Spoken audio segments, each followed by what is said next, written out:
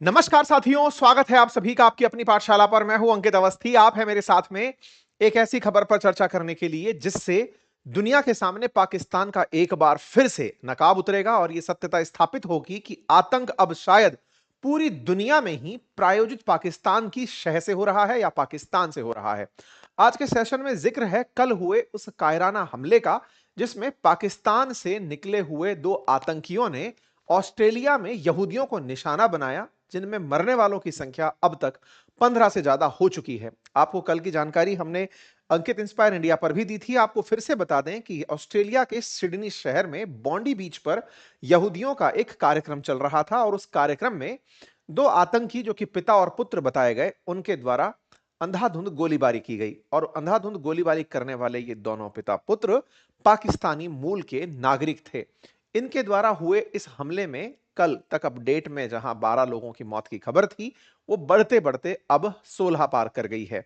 Headlines हैं बॉन्डी बीच के बारे में कि वहां पर अब तक क्या हुआ उसके बारे में जानकारी देंगे और किस तरह से पाकिस्तान एक बार फिर बेनकाब हुआ। भारत जो अंतरराष्ट्रीय स्तर पर यह कहता आ रहा था कि आतंक की फैक्ट्री पाकिस्तान है, अंतरराष्ट्रीय स्तर पर जहां दुनिया के सभी देशों को हम ये कह रहे थे कि पहलगाम में आतंकी हमला किस तरह से पाकिस्तान और पाकिस्तान की घटिया सोच से प्रायोजित होता है, अब वो पूरी दुनिया को भी दिखना शुरू हो रहा है। इस आतंकी घटना से जहां एक और भारत का जो आतंक से पीड़ित होना और दुनिया को यह साझा करना कि हमारे साथ क्या बीतती है, अब वो आसानी से शायद समझ में आने लगेगा। पाकिस्तानी मूल के नागरिकों की क्या है ये कहानी, आज के सेशन में हम आपके साथ चर्चा में करेंगे। ये दो लोग हैं जिन्होंने 15 से ज्यादा लोगों की जान ले ली, काफी सारे लोग अभी भी घायल हैं और इन्होंने यहूदियों को निशाना बनाया। ये दोनों लोग पिता पुत्र बताए गए हैं। पिता की उम्र अराउंड 50 वर्ष और पुत्र की उम्र 24 साल बताई गई है। पिता पुलिस फायरिंग में मर चुका है और बेटा अभी भी घायल है और पुलिस के द्वारा अस्पताल में इलाज चल रहा है। ऐसे में पाकिस्तान ओरिजिन के इन पिता पुत्र के चलते पूरी दुनिया में जहां पाकिस्तानियों को ढूंढा जा रहा है कि तुम ये सारी हरकत के जिम्मेदार हो, ओसामा बिन लादेन को शरण देने वाले, भारत में कई सालों से आतंक को फैलाने वाले, अफगानिस्तान को अपने पड़ोस में स्टेबल ना होने देने वाले पाकिस्तानी अब ऑस्ट्रेलिया तक पहुंच गए हैं। यह खबर अब दुनिया के लोगों के बीच में पहुंच रही है। यहां पर बड़ा ही इंटरेस्टिंग फैक्ट यह है कि ये पिता पुत्र दोनों एक साथ इतने ज्यादा एंटीसेमिटिक थे या कि यहूदियों से नफरत करते थे, ये निश्चित ही एक लंबे समय तक इनके दिमाग में फ्यूल की गई नफरत का परिणाम था। हेडलाइंस बनती हैं नेतन्याहू की तरफ से ऑस्ट्रेलिया में जिस तरह से यह घटना हुई, उसके लिए ऑस्ट्रेलियाई सरकार पर क्रिटिसिज्म और साथ में बदले का क्या होगा रूट, इस पर भी आज के सेशन में जिक्र करेंगे। फिलहाल के लिए आप ये खबर से थोड़ा सा अवगत हो जाइए, जिसके अंदर हमने कल जानकारी दी थी। मृतकों में एक 10 साल की बच्ची का नाम भी निकल कर आया था और जब जानकारी धीरे धीरे बाहर निकलने लगी कि Bondi beach terrorist are father and son are from Pakistan, उसके बाद में इस पर और ज्यादा बैकलैशेस शुरू होने हुए। जानकारी के आधार पर आपको एक तथ्य और मैं साझा यहां पर करना चाहूंगा कि जो पाकिस्तान है, वर्ल्ड वाइड में पाकिस्तान, बांग्लादेश, श्रीलंका, नेपाल, इन्हें साउथ एशियन कंट्री के रूप से रिकॉग्नाइज किया जाता है। तो साउथ एशियंस को जिस तरह से हम लोग कैरेबियन कंट्रीज के अंदर जितने भी, चाहे वेस्ट इंडीज के अंदर बहुत से देश शामिल करके बता रहे होते हैं, बहुत से क्षेत्रों को शामिल करके बता रहे होते हैं, कैरेबियन कंट्री करके संबोधित कर रहे होते हैं, ऐसे ही अफ्रीका के बहुत से देशों को हम इन जनरल अफ्रीकन बोलते हैं। ऐसे ही बहुत सी जगह पर साउथ एशिया के इन देशों को इंडियन कंट्री भी बोल दिया जाता है।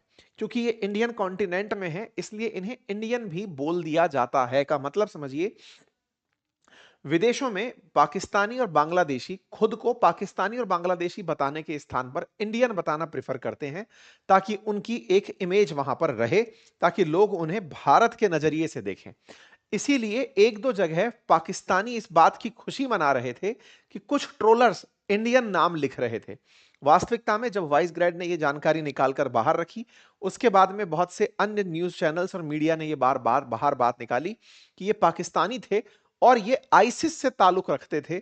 इनकी गाड़ी में आईसिस के झंडे मिले, तो ये बात धीरे धीरे लोगों के समझ में आने लगी कि असली खेला शुरू कहां से हुआ है।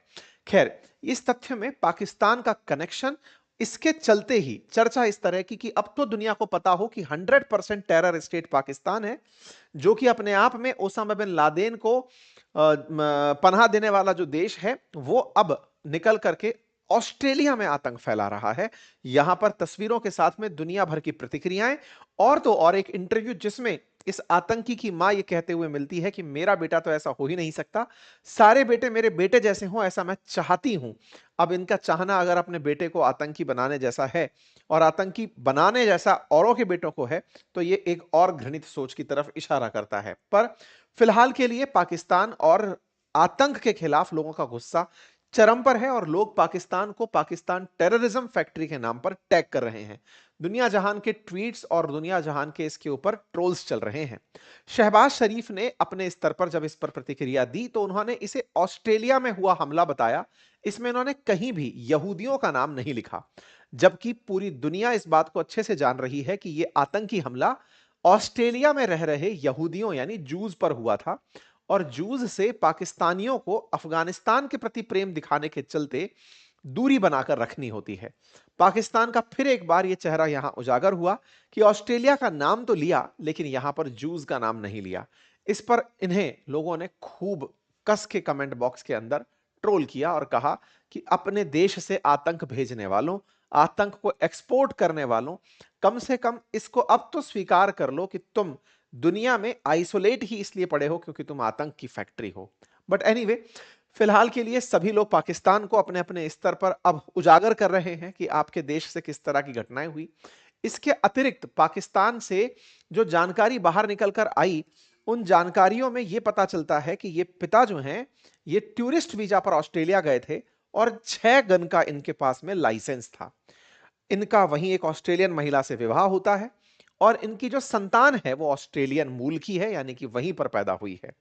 ऐसे में इनके पिता के पास में 6 आर्म्स लाइसेंस थे और वो यहूदियों से इतनी नफरत करते थे। ये दर्शाता है कि ऑस्ट्रेलिया में एंटीसेमेटिक घटनाएं, यहूदियों से नफरत करने के लिए फिलिस्तीन के समर्थन में जिस तरह के प्रोटेस्ट हो रहे थे, उनसे उनके दिमाग में एक प्रॉपर नफरत ने जगह ली और उस नफरत ने इस तरह की आतंकी घटना को अंजाम दिया।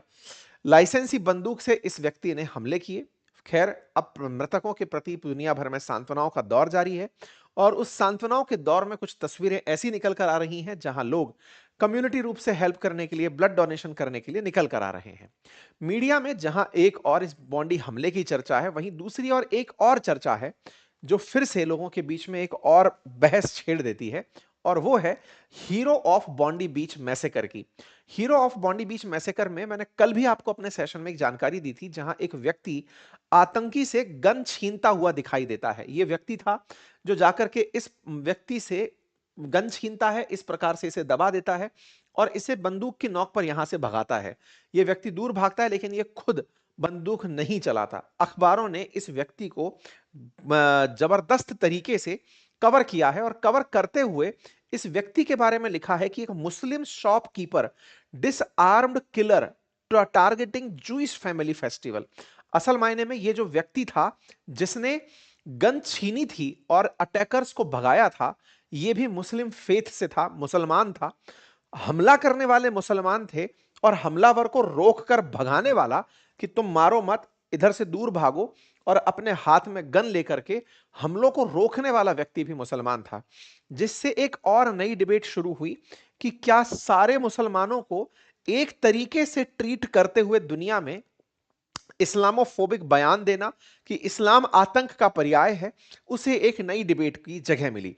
हीरो ऑफ बॉन्डी कह करके अखबारों ने जगह दी और इनके साथ मिलने के लिए खुद यहां के मंत्री पहुंचे और उन्होंने यहां पर अपनी तरफ से उनके साथ बैठकर, क्योंकि जहां देखोगे वहीं पर बॉन्डी के अंदर इस व्यक्ति के बारे में हीरो टैकल्ड गनमैन फायरिंग करके ऐसा लिखा है, और एक अखबार ने इन आतंकियों के लिए अपशब्द तक का भी प्रयोग हेडलाइंस के रूप में किया है। खैर, यहां के जो मंत्री क्रिस मिल हैं, वो जाकर के इनसे मुलाकात किए। इनका नाम अहमद था, जो एक शॉपकीपर थे, और इन्होंने आतंकियों की बंदूक अपने हाथ में ले ली थी या छीन लिया था आतंकियों से बंदूक को। ऐसे में ऑस्ट्रेलिया अपने आप को एज ए सेक्युलर कंट्री, ताकि वहां पर मुसलमानों के खिलाफ नफरत ना पनपे, ऐसे में इन्हें प्रमोट कर रही है, इनके बारे में अखबार बढ़ा चढ़ाकर लिख रहे हैं ताकि सामाजिक सामंजस्य का माहौल बना रहे। दो मुसलमानों द्वारा जूइश कम्युनिटी के लोगों को टारगेट करने पर मुसलमानों के खिलाफ ऑस्ट्रेलियंस ना हो जाएं, इस बात को करने का प्रयास सरकार द्वारा किया जा रहा है। इसी के चलते नेतन्याहू ने एंथनी अल्बनीज, जो कि ऑस्ट्रेलियन पीएम हैं, इनके ऊपर तंज कसा और कहा कि आपको बहुत पहले भी हमने कहा था, आपकी ये जो हरकतें हैं जिसमें आप फिलिस्तीन को मान्यता देकर इजराइल के खिलाफ जो बयानबाजी कर रहे हैं या फिर अपने आप को बड़ा कूल दिखा रहे हैं। आपको याद होगा ऑस्ट्रेलिया ने कुछ समय पहले ही फिलिस्तीन को मान्यता दी थी और यह कहा था कि हम टू स्टेट पर बिलीव करते हैं। फिलिस्तीन को जिस प्रकार से कनाडा ने, फ्रांस ने मान्यता दी थी, उनके साथ साथ ही ऑस्ट्रेलिया भी अभी 2 महीने पहले ही मान्यता दिया था। इस पर नेतन्याहू ने इन्हें चेताया था कि आप जो ये हरकतें कर रहे हो, ये आप बहुत बड़ी हिंसा को फ्यूल कर रहे हो, जो आगे चलकर बहुत महंगी पड़ने वाली है। और हुआ भी यही। कुल मिलाकर के पाकिस्तान से प्रेरित दो युवा तो क्या, दो आतंकी, जो एक पिता और एक पुत्र, जाकर के फिलिस्तीनी सोच से या फिर फिलिस्तीन में जो जिस तरह के हमले इजराइल की तरफ से हुए, उनसे बदला लेने के लिए जूइश कम्युनिटी पर ऑस्ट्रेलिया में हमला किए, ये पूरा एक इफेक्ट के रूप में काउंट होता है। नेतन्याहू ने इस बात के लिए एल्बनीज को काफी कुछ कहा और कहा कि आपसे हमने पहले भी चेतावनी देते हुए कहा था कि आप ऑस्ट्रेलिया के अंदर जिस तरह से माहौल दे रहे हैं वो यहूदियों के लिए ठीक नहीं है। इस पर इन्होंने अपनी तरफ से बयान भी दिया। कुल मिलाकर के ऑस्ट्रेलिया का जो मान्यता देने वाला बयान है वो फिर से सरफेस होने लगा। हमने इस पर आपको पहले भी सेशन करके बताया था कि फिलिस्तीन को अचानक मान्यता देने में क्यों जुटे हैं पश्चिम के देश, यूरोपियन देश एंड ऑस्ट्रेलिया। हमने इस पर जानकारी आपको पहले भी दी थी और ये जानकारी अगस्त 2025 की ही है, जब ऑस्ट्रेलिया ने फिलिस्तीन को देश के रूप में पहचाना था। फिलहाल के लिए पाकिस्तान का चेहरा उजागर हुआ। नेतन्याहू को अल्बनीज की नीतियों पर बोलने का मौका मिला। यहूदियों के अंदर एक डर का माहौल और बढ़ा। ऐसे में यहूदियों के लिए अब एक तरह से सिक्योरिटी एडवाइस जारी की गई है कि वो किसी भी ऐसी जगह पर ना जाएं जहां पर भीड़ भाड़ हो या फिर खुद एकत्रित इस तरह ना हो कि वो भीड़ का स्थान कहलाए, क्योंकि जिस तरह के लोगों के अंदर नफरत है इजराइल के खिलाफ, यहूदियों के खिलाफ, वो ऑस्ट्रेलिया में भी दिखी और वो इस तरह से किसी और देश के अंदर भी प्रेजेंट हो सकती है। इसीलिए उनको कुछ हिदायतें दी गई हैं। बाकी आप लोगों को क्या लगता है इस पूरी जानकारी पर अपनी राय जरूर कमेंट बॉक्स में दें।